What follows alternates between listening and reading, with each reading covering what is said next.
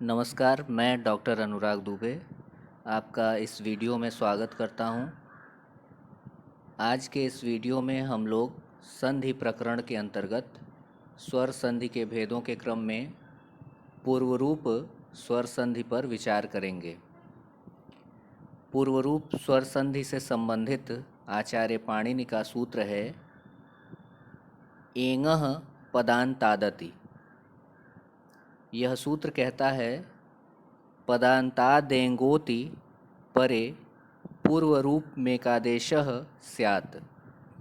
अर्थात यदि पदांत में एंग अर्थात ए या ओ हो और उसके पश्चात अ आए तो पूर्व और पर के स्थान पर पूर्वरूप एकादेश होता है। इसे और अच्छे तरह से समझते हैं।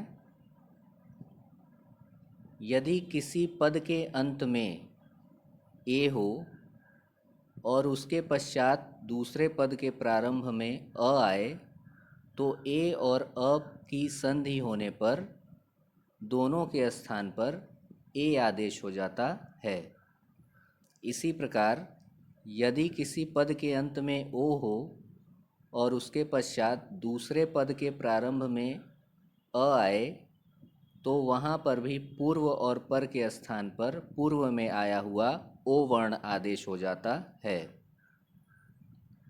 तथा अ के स्थान पर अवग्रह का चिन्ह लगाते हैं। जैसे उदाहरण देखें। पहला उदाहरण है हरे धन अव। यहाँ पहले पद के अंत में ए आया हुआ है तथा दूसरे पद के प्रारंभ में ह्रस्व अ आया हुआ है।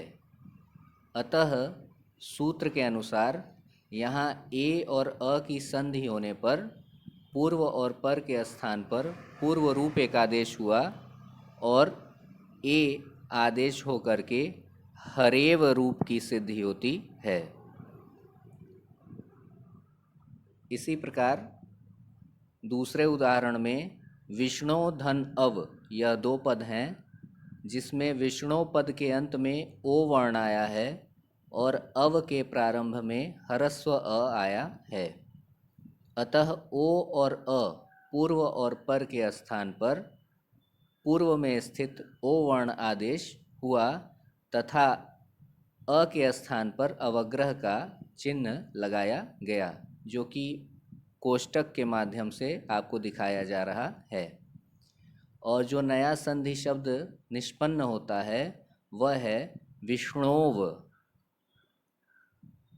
अन्य उदाहरण देखते हैं। अन्य उदाहरणों में पहला है एते धन अपि। यहाँ पर भी पहले पद के अंत में ए वर्ण आया है और दूसरे पद के प्रारंभ में ह्रस्व अ आया है। ए और अ के स्थान पर अर्थात पूर्व और पर के स्थान पर पूर्व रूप एकादेश हुआ और एतेपि रूप की सिद्धि हुई। इसी प्रकार पत्रे धन अत्र। इन दोनों पदों में संधि की स्थिति में पहले पद के अंत में ए वर्ण है और दूसरे पद के प्रारंभ में ह्रस्व अ है। अतः दोनों पूर्व पर के स्थान पर पूर्वरूप एकादेश होकर के पत्रेत्र रूप की सिद्धि हुई। तीसरे उदाहरण में को धन अपि। यह दो पद आए हैं। पहले पद के अंत में ओ वर्ण है तथा दूसरे पद के प्रारंभ में ह्रस्व अ है। ओ और अ की संधि होने पर दोनों के स्थान पर पूर्व रूप एकादेश होकर के कोपी रूप की सिद्धि होती है। इसी तरह चौथे उदाहरण में शिवो धन अर्च्यः। यह दो पद आए हुए हैं।